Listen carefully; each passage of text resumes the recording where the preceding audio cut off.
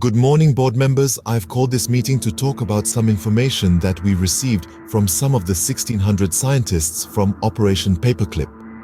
Based on the data the scientists have compiled from experiments in the Nazi-run ghettos and prison camps, there is a naturally occurring element on planet Earth that, when ingested, will cause the population to be subjected to a whole variety of side effects.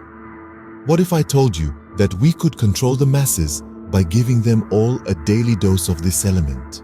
Control the masses by simply giving them an element from Earth that seems too good to be true. What kind of side effects are caused by this element? Upon studying the data procured from Nazi-dominated territories, where this chemical was experimented on humans, it appears that when consumed regularly, this element possesses the capacity to influence both the mind and body in various ways, rendering the individual weak, compliant, and dependent on the systems that we have set in motion. What effect does this drug have on the human body, and what are the long-term effects? The effects are subtle per dose, not even noticeable, some would say, but the long-term effects are endgame. When given to adult humans, we have found that this element will calcify the pineal gland, which is in charge of how the human body perceives this reality. It is also in charge of melatonin production. This element has also been proven to lower the IQ in humans, especially in the adolescent's cognitive years. What are the effects when the human body lacks melatonin? Are there any other side effects? When the body is lacking melatonin, it causes dementia, anxiety, mood disorders, insomnia, immune suppression associated with cancer. This mineral, when ingested, also causes high blood pressure, abnormal thyroid function, skeletal fluorosis, lowers serum testosterone, and inhibin B levels in men, Alzheimer's, seizures, premature puberty in children. Only 50% of this element is excreted via the kidneys. The remainder calcifies the pineal gland, builds up on joints, ligaments, and other tissues, and mimics arthritis. Is this element deadly? Yes, it is. 1 teaspoon of this element will kill a 160-pound adult, and only 300 milligrams will kill an infant. But when ingested in small doses, it kills the person slowly, making them reliant, subservient, and sickly. Where does this element come from? This element comes from an industrial waste product from the phosphate fertilizer industry. It is an unprocessed, hazardous waste contaminated with a number of toxins, particularly arsenic.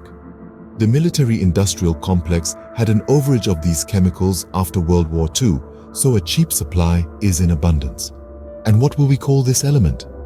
We will call this element fluoride. How on earth do you propose we convince humans to ingest this poisonous element daily? We will simply control the information available. We will tell the people that we care so much about them having healthy teeth that we need to add it to the water supply. We will convince universities to teach dentists that it strengthens enamel so that every person gets a large dose every 6 months or so. The government-backed scientists will print articles advocating for fluoride. When it is in the water supply, it will be unavoidable. It will be present in all the food that is cooked with tap water. It will be added into baby formula via tap water during the cognitive years to ensure a low IQ and a subservient human later in life. When was fluoride first tested on humans, and how do we know this element works?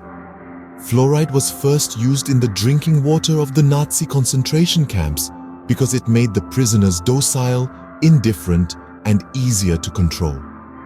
With fluoride in the water, the Nazis could control the people with fewer guards. Is there any way for humans to protect themselves from this? Can fluoride be boiled out? Fluoride cannot be boiled out. In fact, after boiling the fluoride, it actually multiplies. There are ways to filter it from the water via reverse osmosis, distillation, activated alumina filters, and bone char carbon filters. There are bottled water companies that are fluoride-free, such as Smart Water, Evian, etc. Is there any way for humans to decalcify the pineal gland or reverse some of the neurological effects? A study conducted on rats found those who were placed on a fluoride-free diet for 4 to 8 weeks experienced a greater increase in the number of pineal gland cells compared with those who consumed fluoridated food and drinking water.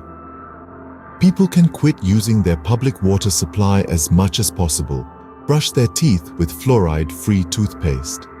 Fluoride is also found in the chemicals used in non-stick pans and in pesticides. Humans can help themselves also by giving up processed foods which contain high levels of fluoride. They can throw the sunglasses away. The pineal gland relies on the natural sunlight, as it is a photoreceptor, much like our two eyes we use for seeing. There are natural remedies that decalcify and stimulate the pineal gland, such as gotu kola, boron, alfalfa sprouts, parsley, oregano oil, sea moss, neem oil, blue-green algae, spirulina, coconut oil, walnuts, chlorophyll-rich foods, beets, apple cider vinegar, lemon water, MSM, turmeric, ginseng, and bentonite clay. Last but certainly not least, people can do yoga and/or meditate.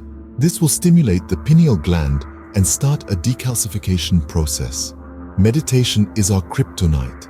If the masses figure out the positive effects of meditation, they will be less susceptible to our propaganda. When and where will fluoride be added to the water supply?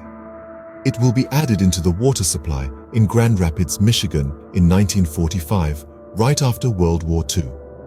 Congress will pass a bill in the 1950s allowing fluoride to be administered through the public water supply at a national level. By 1954, 20 million Americans will be ingesting fluoride daily and over 100 million by 1975. By 2024, 3 out of 4 Americans will ingest a toxic amount of fluoride daily. After a generation, it will be normalized and not even talked about. That wraps up today's meeting. Next week, we will talk about more forms of mass manipulation we plan to integrate into the lives of modern humans.